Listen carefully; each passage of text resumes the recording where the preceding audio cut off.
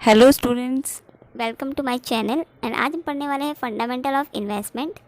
Investment क्या होता है? Investment in term of finance means sacrifice of rupees today to earn a return tomorrow. मतलब कि आज जो हम सैक्रिफाइस कर रहे हैं उसके हमें जो हमने आज इन्वेस्ट करा है पैसा, वो उससे इन फ्यूचर हमें अच्छे रिटर्न्स मिले। ठीक है। There are 3 basic features identify to all types of investment. ये इसके बेसिक फीचर्स हैं जो इन्वेस्टमेंट के हैं। There is a commitment of present fund. ये क्या करता है? ये कमिटमेंट करता है ऑफ प्रेजेंट फंड्स का। ठीक है। There is an expectations of some returns और benefits from such commitments in future. इसका मतलब यह है कि जैसे हम जो एक्सपेक्ट कर रहे हैं कि हम आज इन्वेस्टमेंट करेंगे और उसके हमें इन फ्यूचर अच्छे रिटर्न्स मिलेंगे, तो वही सब क्या करते हैं? कमिटमेंट करते हैं फ्यूचर के लिए। मतलब इन्वेस्टमेंट करते हैं किस लिए? फ्यूचर के लिए। और फ्यूचर के लिए इससे करते हैं कि हमें उसके अच्छे रिटर्न्स मिले। There is always some risk involved in respect of returns and the principal amount invested. ठीक है, इसमें रिस्क इन्वॉल्व होता है। अगर आप इन्वेस्टमेंट कर रहे हैं तो रिस्क भी है स्पेकुलेशन पे। ठीक है। अब हम पढ़ेंगे स्पेकुलेशन क्या होता है। Speculation is the purchase of an assets with the hope that it will become more valuable at future date। मतलब जैसे हम कोई परचेज़ कर रहे हैं एसेट्स। सपोज़ करो हमने परचेज़ करी। अगर हम लैंड परचेज़ करें तो हम इसी होप से परचेज़ कर रहे हैं कि उसकी प्राइस क्या होगी? इन फ्यूचर ज़्यादा होगी। सपोज़ करो कि आपने आज इस करंट डेट पे आज आपने एक लैंड परचेज़ करी है। ठीक है। अब आप सोच रहे हो क्या पता बाद में इसका, आज आपने 1 लाख पे करी, वहाँ पे इन्वेस्ट कर दिया पैसा, बट आप होप कर रहे हो कि क्या पता इन फ्यूचर इसका प्राइस 3 लाख चले जाए, तो आपको क्या 4 लाख का फ़ायदा। आपने फर्स्ट तो 1 लाख का इन्वेस्ट करा और 3 लाख आपको मिल गए।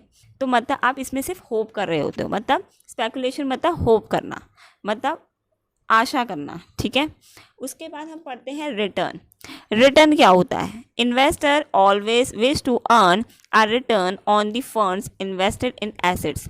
मतलब जो इन्वेस्टर होते हैं, जो पैसा लगाते हैं अपना, तो वो ये सोचते हैं कि पैसा क्यों लगाता है? हर कोई पैसा इसलिए लगाता है कि उसको अच्छे रिटर्न मिले, उस चीज़ के अच्छे रिटर्न मिले।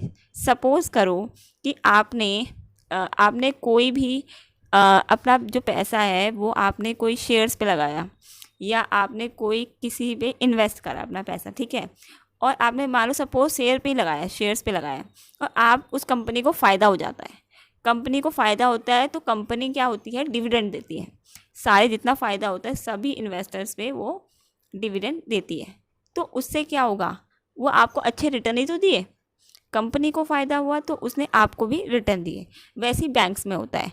आप बैंक पे जाते हैं, अपना पैसा इन्वेस्ट करते हैं। अब यह है कि आप घर पे तो पैसा रख के आपका पैसा बढ़ता नहीं है। आप बैंक पे जाते हैं, अपना पैसा इन्वेस्ट करते हैं और आपको उसको कुछ रिटर्न आपको मिल जाते हैं। मतलब जितना आपने इन्वेस्ट करा है, आपने जितना पैसा जमा करा है, उसी के अकॉर्डिंग ही आपको रिटर्न मिलता है। देखो, अब हम पढ़ेंगे रिटर्न। हमने रिटर्न तो पढ़ लिया कि रिटर्न होता क्या है, बट अब हम पढ़ेंगे कि रिटर्न्स के कितने 2 टाइप्स होते हैं। ठीक है।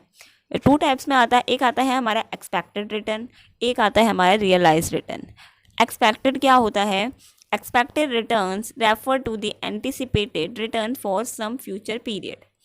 इसका मतलब यह है कि हम सिर्फ एक्सपेक्ट कर रहे होते हैं, मतलब सोच रहे होते हैं कि सपोज़ करो आप सोच रहे हो कि इस शेयर का प्राइस इतना होगा।